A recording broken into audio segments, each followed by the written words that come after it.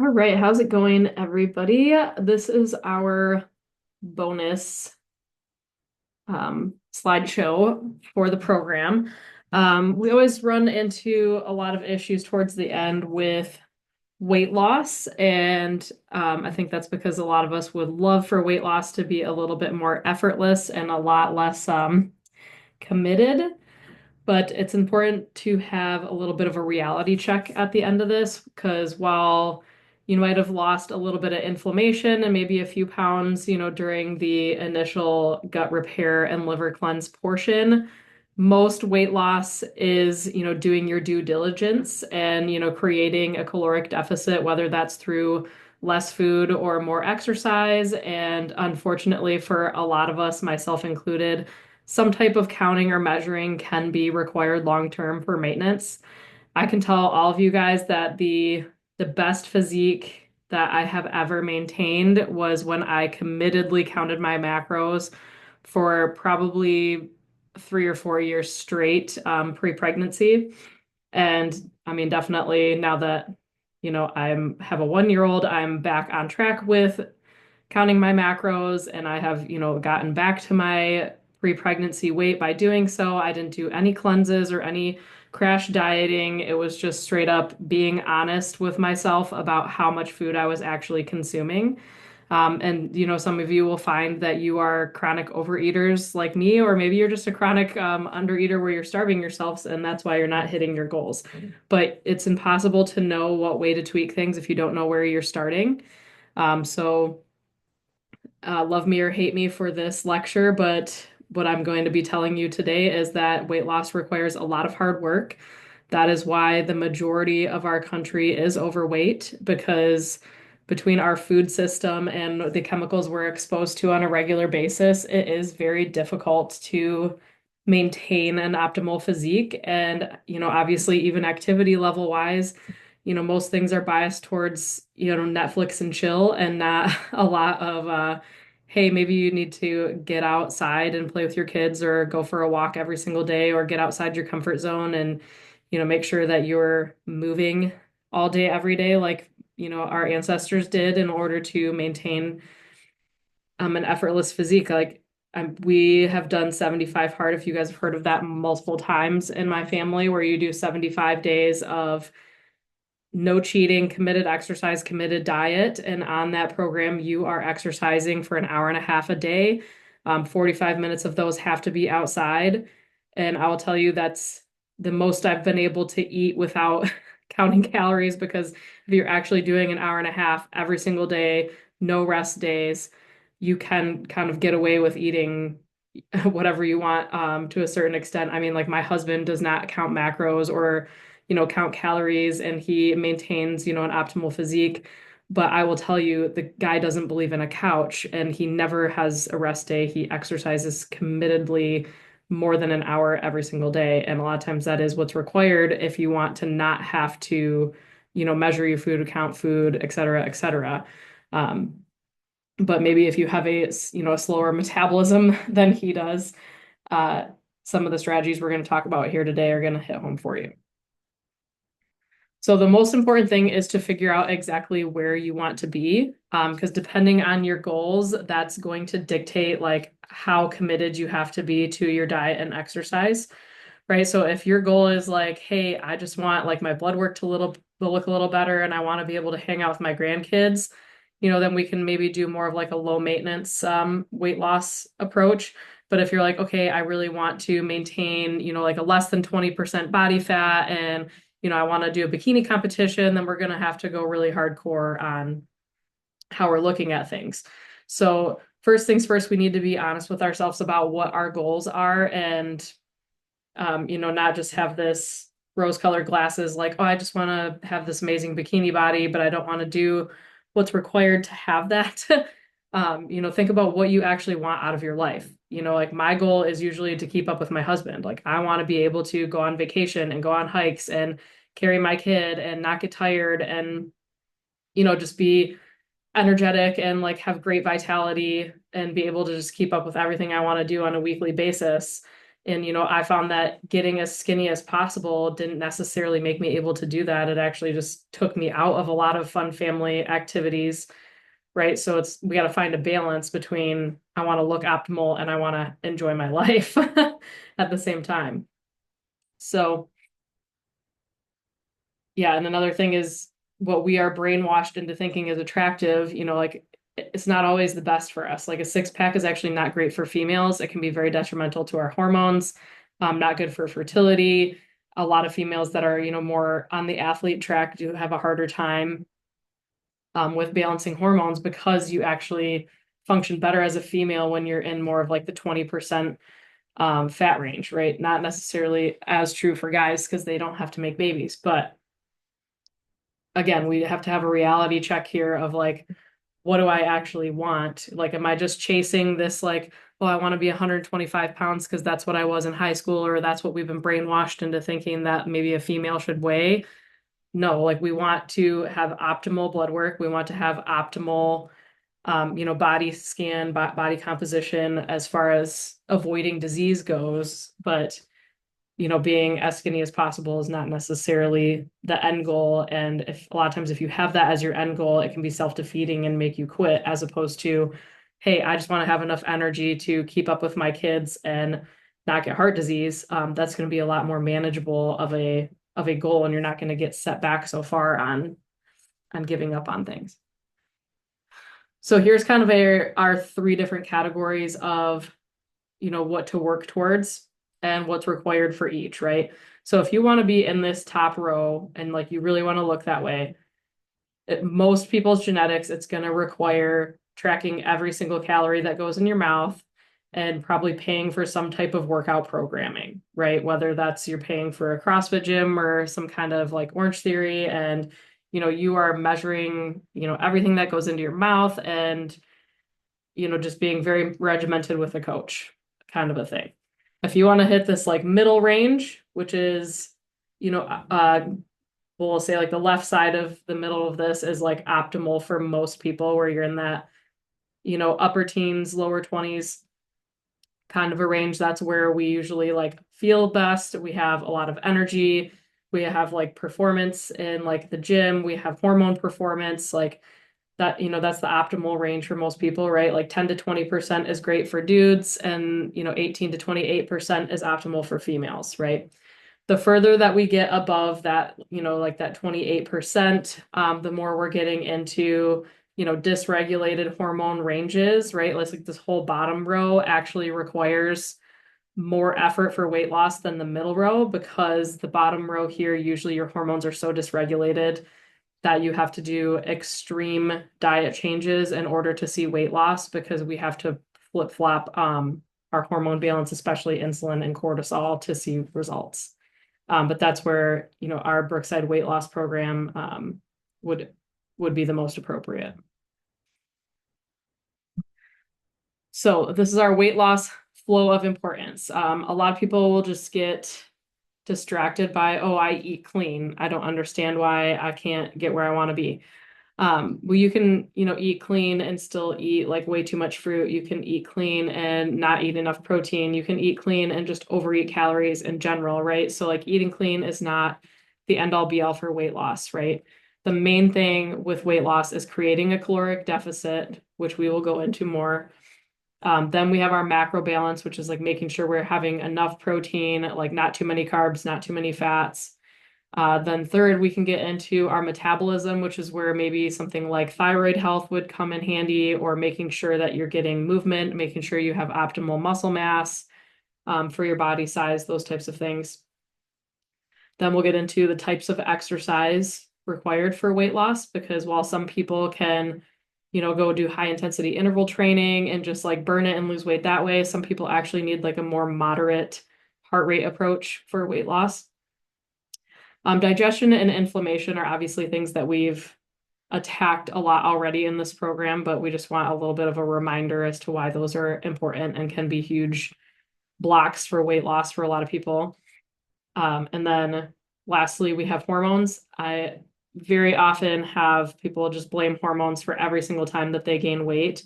And the reality is which came first, the chicken or the egg? Like, do you have hormone problems because you gained weight, or did you gain weight because you have hormone problems? It kind of goes both ways. It can get pretty confusing, but the reality is hormones get dysregulated usually because something poor is happening in your diet and lifestyle, right? Hormones don't just like up and decide to be weird. They want to do their job. They just need to be in an environment where they're allowed to do their job. And a lot of us don't live in an environment where we allow our hormones to do our job, their job. Okay, so what is a caloric deficit? Let's see if I can get rid of the, all right, it's not going to let me. But what we need to create a caloric deficit is we need to subtract the amount that we eat from the amount that we burn. Okay, let's see if I'll try to turn off the subtitles for you guys for a second so you can see better. All right, so you can see that this whole top row here, there's a lot that goes into how many calories you burn a day.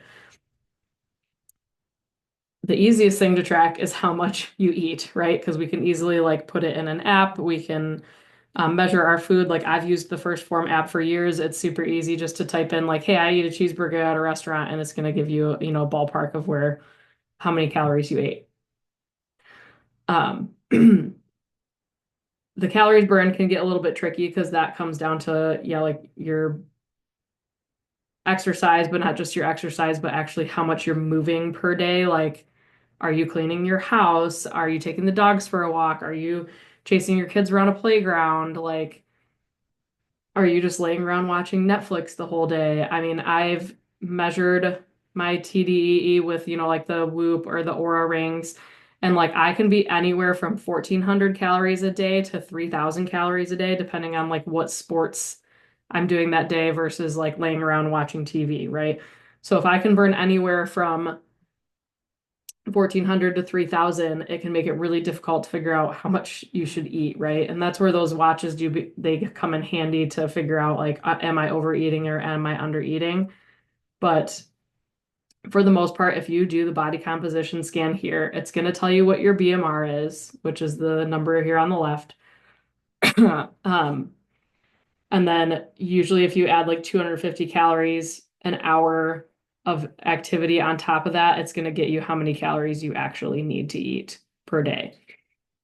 But the moral of the story is we need to have it be a deficit, right? Because if you're burning 2,300 calories and you're eating 3,000, we're going to be in a surplus of, you know, 700 calories and we're going to gain weight, right? We need to have this be in a deficit in order to lose weight. And like, this is the end all be all for weight loss. You know, the tricky thing is like I said, figuring out how much you're burning per day because some of these things are harder to measure, but this is what we need to do is create this deficit and we need to be in the sweet spot for it.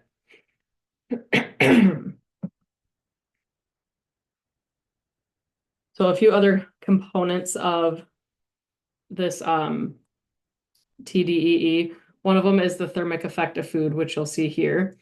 So the thermic effect of food is when I talk to you guys about the metabolism fire. So when we are building our metabolism, we have the logs, the kindling, and the paper. The paper is carbs, the kindling is protein, the logs are fat. We have to have enough kindling to get the fire going because if we don't create that heat, it's impossible to burn fat, right? So that's where increasing protein is essential for weight loss for most people. You know, fat burner supplements can help accelerate this. Taking digestive enzymes or like lots of other gut supplement support can help with this. Eating slower so that you're actually, you know, burning and metabolizing the food that you're eating. A lot of people will like go on vacation and lose weight. This is why, because if you eat slower, you actually can create a higher thermic effect from your food. So it's important to, you know, eat in a calm environment. A lot of times if we're eating, you know, rushed, running out the door, then it's a lot harder to lose weight. All right, so ways to measure like calories in versus calories out. So the most dedicated way to measure calories in is going to be actually measure your food and then put it in an app like the First Form app. So it will tell you exactly how many calories you're eating. Depending on how much weight you need to lose, you can kind of ballpark this to a certain extent, as long as you're not eating like 5 tablespoons of peanut butter, which we'll get into. Um, or you can follow a meal plan like our Brookside weight loss program, where we kind of already did the macros for you. You can also check labels to see, how many calories are in things. One that always really surprised me was like granola, because granola is proposed to be like such this healthy food. And then you look at the back and it's like 400 calories per cup. It's a lot of times those things that really like catch up to us and make it difficult to lose weight. Okay, so calories out. Um, like I said, we can calculate how much your body burns per day based on your muscle mass on the in-body scan that we have. Wearing the different watches will help you figure out like, is it a 1,400 calorie day or a 3,000 calorie day?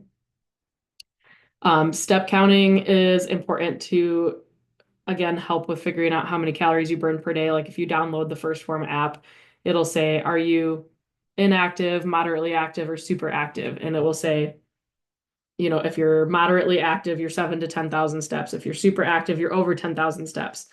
And that's important to know because that will dictate how many calories you get per day based on just how active you are through the day, as opposed to just how many hours you're in the gym. And then a lot of the, treadmills and such will estimate calories as well.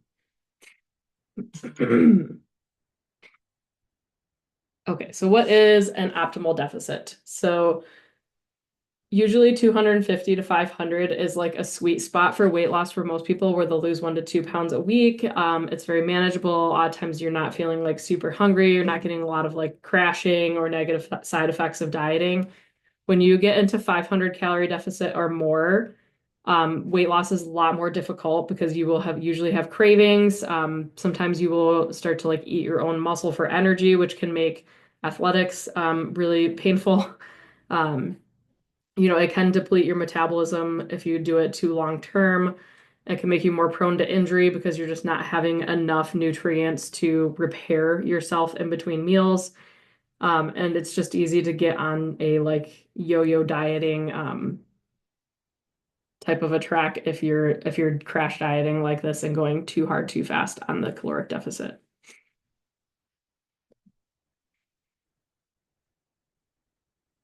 So a few ways that the caloric deficit can go wrong, because I know a few of you are probably being like, okay, I count my macros, I put my stuff in the app, I exercise and I do all this stuff and I still cannot lose weight. So this when we get into the more complicated things. Which I would argue that like, yeah, most people, if you don't cheat for 75 days, like if you do 75 hard, you're probably going to see results. It's a very small percentage of people that can do everything right and still not lose weight. There are that percentage of people, but I'm going to tell you, it's very small. So make sure that you're being honest about the previous stuff before you start to grasp onto any of these, because a lot of people want to grasp onto the hormone thing. And like I said, a lot of times the hormone problem is because you've been crash dieting or because you've been eating too much sugar or not enough protein. And a lot of times, if you do just fix those things, the hormones will come in line. But yeah, the ways that it can go wrong is yeah, crash dieting or starvation mode, like I said, like going too hard, too fast on the deficit. Um, yeah, definitely not being realistic about your like timeline, like thinking that you're gonna lose 20% body fat in 6 months. Probably not going to happen. Most people lose like 2% a month. Um, I mean, definitely malabsorption and leaky gut can make it hard to um, create that thermic effect of food that we were talking about earlier. But again, we should have already addressed that for most of you at this point. Uh, the cortisol insulin balance is the root of all evil when it comes to hormone problems, but that is just your body's reaction to sugar. So controlling your like sugar and carb balance is the key to controlling those two hormones, which is the key to most weight loss. And that is why the Brookside weight loss program concentrates the most on balancing those two. Lack of sleep will cause weight loss resistance if you're having severe sleep deficit, like, if you just had a baby or something. That can definitely mess you up. Again, a lot of people will say it's a hormone problem when really they just had not had a good quality sleep in a long time because your hormones are made when you sleep. Overtraining, which we're going to get into a little bit more, can cause a block in weight loss because your body is kind of getting into that starvation mode, crash diet mode, but because you're overdoing it athletically. And that's the same thing as like not hitting the fat burn zone. So people can either, overshoot the fat burn zone and be like training at way too high of an intensity and actually eat their muscle for energy, or maybe, you're just walking and walking is not intense enough to get you in the fat burn zone. I know I have that problem. Fat burn zone is going to be around like 130 beats per minute on your heart rate on your watch. I have a hard time getting over 110 walking, right? So like I can walk forever and not get in the fat burn zone. I have to do something a little bit more intense to get into that range. So why do we need to weigh the food? This is especially important with fat because it's very easy to add 100 calories and not think about it. Like you can see in this photo, it's like a very small difference is 100 calories because every tablespoon of fat is approximately 100 calories. So especially with fats, it's important to not just ballpark it. And this can be true with a lot of meats as well, where like every ounce can be, 50 to 100 calories depending on, what you're eating. Whereas, if you're just eating a bunch of vegetables, you can definitely ballpark it because they're only like, maybe 20 calories total at the end of the day anyways.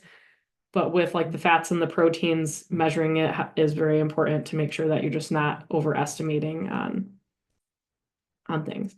So anything that is more than a bite, a lick, or a taste needs to be measured and needs to be counted because like you can see here, like a bite of peanut butter can already be 100 calories. So if you're eating, more than a tiny taste of something, then it needs to be counted towards your calories.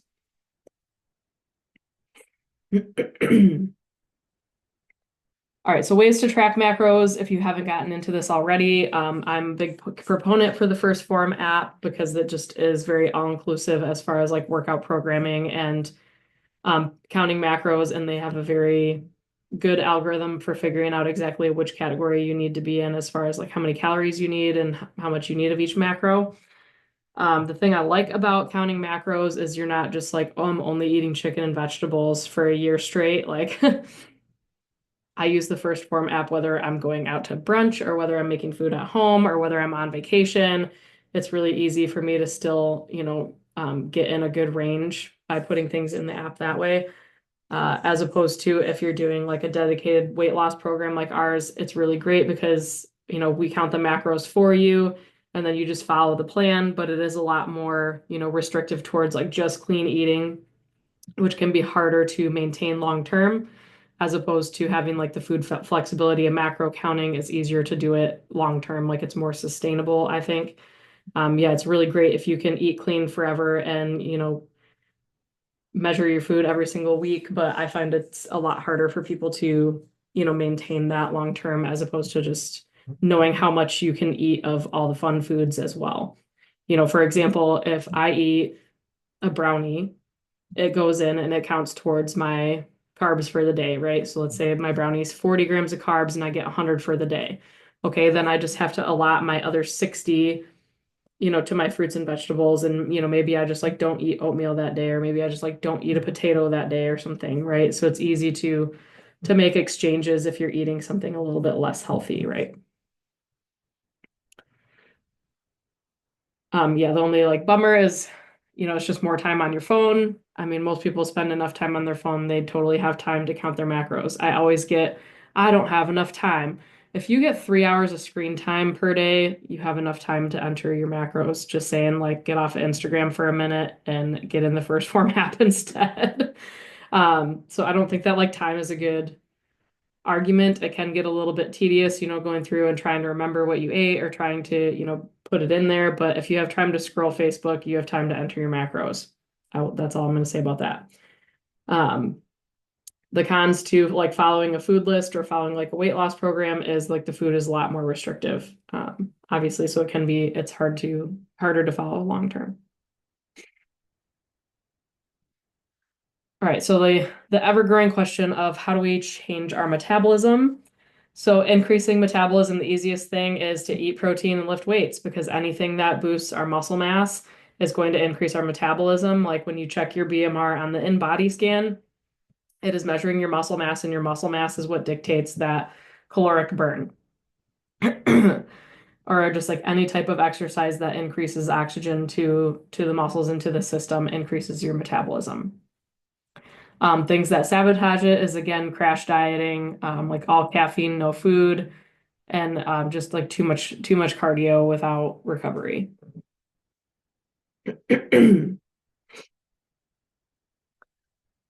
So, how to train in each category without overstimulating the stress hormones that create weight loss resistance. When we're doing cardio, we want to stay in a heart rate range of like 125 to 145. Anytime that we're shooting over that, we tend to overstimulate cortisol and it can lead to weight loss resistance. Uh, you can apply the heart rate principle to weights as well, but it's sometimes harder to get your heart rate up with weight training. So it's good to just stick in like a 50 to 70% of your max capacity range. Things like yoga, you can pretty much do as much as you want without overtraining unless you're like really, there may be a way to really overdo vinyasa, but for the most part, you're going to be okay doing yoga. All right, so one thing that can be confusing when you like stand on the scale in the morning is you'd be like, wow, I don't think I did anything wrong, but I'm like 5 pounds heavier today. Uh, Allergy season, things like that that cause your body to swell and hold on to water can make you like artificially quote unquote gain weight, but it's really just water retention. If you went out to a restaurant and let's say the restaurant had some seed oils that your gut didn't like, or maybe restaurants use a lot more salt than you do at home, like all those things are just going to lead to water retention the next day. So it's like, don't freak out that you gained weight. A lot of times it's just like you gained inflammation and your body needs sometimes about, 4 or so days to eliminate that. Other things that can influence like the inflammation and water weight, alcohol, most definitely, travel, especially on airplanes or sitting in cars for long drives. A couple nights of insomnia. If I'm up with the baby all night, like I will be 3 pounds heavier in the morning, like 100%. Even I'll be like, I didn't even eat. But it's just from the water retention, from the cortisol hormone. Eating out, like I said, usually because there's too much salt or fat. If you like went buck wild on pickles or something salty, or if you had, like a bunch of birthday cake or sugar, sugar can also make you retain water. Anytime you do a heavy lifting day, heavy lifting days make your muscles retain water. Yeah, high stress events, constipation, most definitely, because you just got a bunch of stuff stored in your bowels. Or, for females, it is kind of a natural cycle to be slightly like heavier right before your period, like maybe 3 to 4 pounds. You can fluctuate just from water retention from your progesterone hormones. So all of those things can influence water retention levels, like we have here.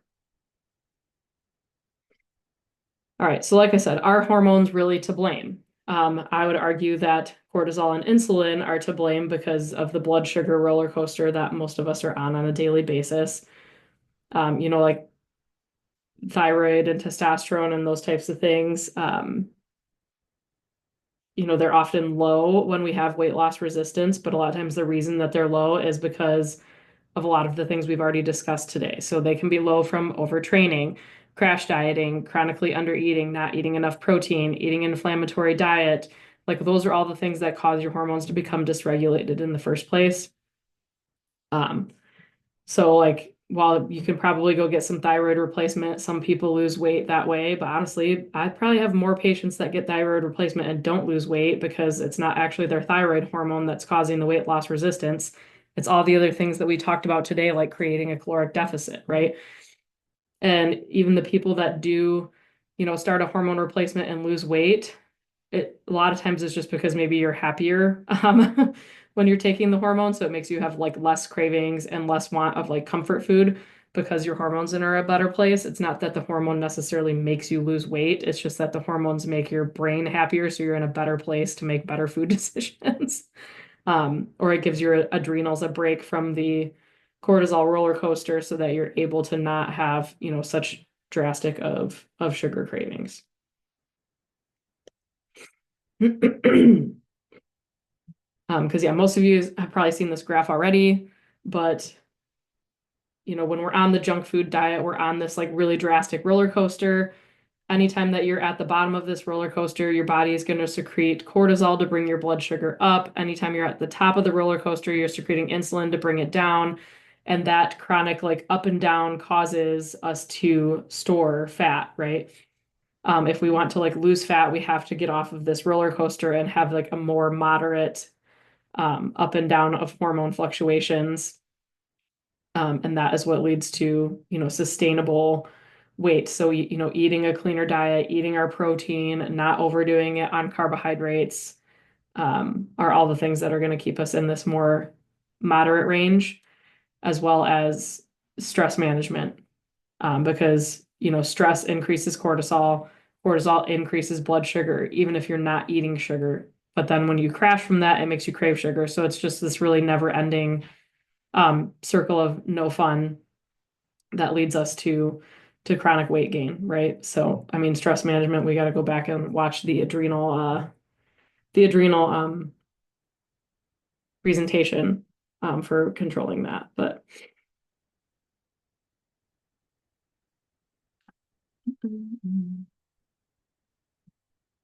so some manageable stressors that you can consider. Food choices are a stressor, right? If we are constantly like overstimulating our brain with like too much sugar and like food dyes and things, um, that's definitely a stressor on our system. Like too many stimulants, whether that's from, energy drinks or even supplements, things of that nature. Make sure you're prioritizing sleep, like establish a bedtime, establish a wake up time. Don't be staying up till 2 o'clock in the morning for no reason. Control alcohol intake for sure. Exercise to burn off your stress hormones, get outside, breathing, meditation, vacation, work-life balance, like all the things that we've gone over more so in the adrenal lecture. All right, a few other like troubleshooting things as far as like body scan goes is how to flip-flop like the muscle versus fat, right? So this is something where I will tell you, like I can weigh 160 pounds and I can wear like six different sizes of pants at 160 pounds, just depending on if I'm making fat or if I'm making muscle at that time. So ways to like flip-flop from like fat gain into muscle gain. Again, more protein, fat burner supplements such as carnitine, and we'll mention a few other ones. Yeah, working on the gut, working on absorption, and working on stress management are the main ways to flip-flop that. All right, so fat burning nutrients we have here. So L-carnitine is the best one I've seen for flip-flopping the muscle to fat ratios on the body scan. Raspberry ketones can also be beneficial. Black pepper, cayenne pepper are increasers of metabolism. CLA, ALA help with fat burning and liver health. Grapefruit extracts are a good like stimulant-free fat burner. And then, gallbladder or digestive support, like we've talked about. Things that help with curving cravings can be, again, L-carnitine, caffeine, yerba mate, which is a tea, gymnema, or chromium, because all of those things help to stabilize your blood sugar so that you can burn fat for energy instead of carbs. And then we have our top like hormone balancing nutrients for if hormones are the issue for you. Number one is going to be liver detox because your liver is what controls what hormones get literally pooped out or not.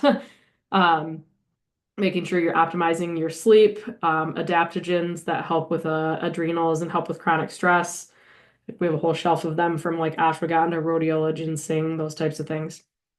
Testosterone boosters can also be helpful. DHEA or 7-keto are types of testosterone boosters, or just working on anti-inflammatories like turmeric. A lot of times will help with weight loss just by bringing your inflammation down. Okay, so other things with body scan troubleshooting. So what if my like muscle went down and fat went up? That's kind of what we just went over. What if I'm rapidly losing muscle? It means that you're chronically undereating, especially undereating protein, or you're not absorbing your food at all. And then what if I lost weight but not fat? So yeah, really though, like those top three kind of come down to protein consumption. But let's talk about the visceral fats. So visceral fat is the fat that is around our organs. It's what's like not good for your heart, not good for your digestion, because your organs literally can't open and close as much as they should. So how do we lose fat from these areas? Number one is just overall weight loss. Um, but the three main things are going to be alcohol, sugar, and cardio. So too much alcohol and too much sugar is what biased your body towards that visceral fat gain in the first place. And then lack of cardio exercise, like I said, getting on a treadmill, getting on the stair climber, like, going for a jog, running around the yard with your kids, like have to get some more movement in to get the visceral fat down. Alrighty, so those are our main troubleshooting strategies for weight loss. So I hope that that helps some of you guys realize what you need to concentrate on, or maybe, if you were getting too obsessed with something that wasn't as important, like I said, always make sure that you're coming back to the calories in, calories out, because that is like the end all be all. For weight loss, if you're feeling like you're having the hormone problems, like really give yourself 6 months of focusing on adrenal health. It usually takes about 6 months for the adrenals to like fully recover hormone wise. And like once you allow your adrenals to like fully recover, then weight loss is a lot easier. But again, go back to the adrenal sides, really work on like the stress management, and if you're really nice to your adrenals for a while, weight loss will come much easier. I promise. I mean, I had a very, stressful birth experience, and the first 6 months after I had my baby, I did not lose a single pound, despite what everybody says about, oh, breastfeeding makes you burn calories. And, you're burning 3,000 calories a day. You should lose weight, no problem. Like, didn't happen. But I went super slow with my training. I like made sure that I was eating my protein. Like, I counted my macros, tried to hit every nutritional category. And, now that I'm 1 year out, I'm back to my pre-pregnancy weight, and really like the past 6 months is when I lost all of it, just like by following the simple principles, not by doing anything drastic. So you just really have to go back to the basics and do them for more than 3 weeks, and you'll be able to see the results that you want to see.